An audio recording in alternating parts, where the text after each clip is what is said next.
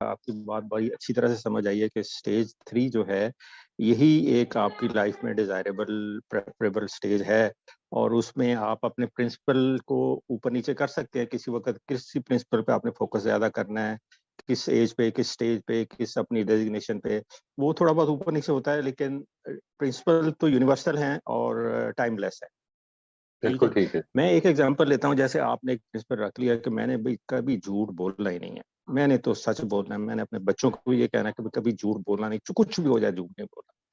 بلکہ میں اگر شیئر کروں آپ کے ساتھ تو میرے ایک ٹیم ممبر نے ایک دفعہ مجھے کہا کہ جی آپ طارق صاحب آپ تو ضرورت سے زیادہ ہی سچ بولتے ہیں. میں نے کہا یار یہ کیا بات آپ کر رہے ہیں. تو میرا سوال یہ ہوگا کہ اس کی وجہ سے آپ کو جو چیلنجز درپیش آتے ہیں خاص طور پہ پاکستان جیسی سوسائٹی میں، اور وہ کیا ہو سکتے ہیں اور ان سے اوور کم کیسے کیا جا سکتا ہے، یہ کوئی آپ علیحدہ سبجیکٹ کے طور پہ پڑھائیں گے یا کیسے ہمیں پتہ چلے گا؟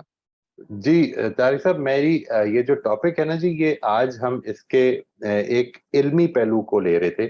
انشاءاللہ نیکسٹ ٹائم میں کوشش کروں گا کہ میری اپنی جو کنسٹرکشن آف ریالٹی ہے اور جس طرح سے میں فیتھ کو اس کے اندر شامل کرتا ہوں، اور فیتھ سے میری مراد کیا ہے، یعنی اللہ تعالیٰ کو مان لینا کہ وہ میرا خالق ہے، کیا اللہ تعالیٰ کو کیا مان لوں میں.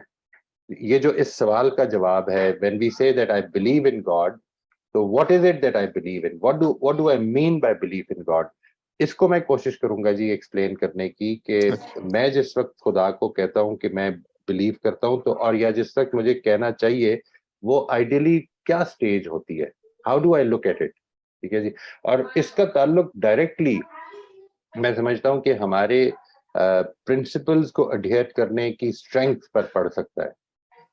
آئی تھنک جیسا کہ میں دیکھ رہا ہوں، میری گزارش ہے کہ آپ ایک سیشن اور اس میں دے دیجئے، اور پھر ہم اس کو اگر یہ سوال پھر بھی جواب نہ ملے اس کا تو پھر آپ یہ ضرور پوچھ لیجیے گا، انشاءاللہ اس کو ضرور لے لیں گے. جی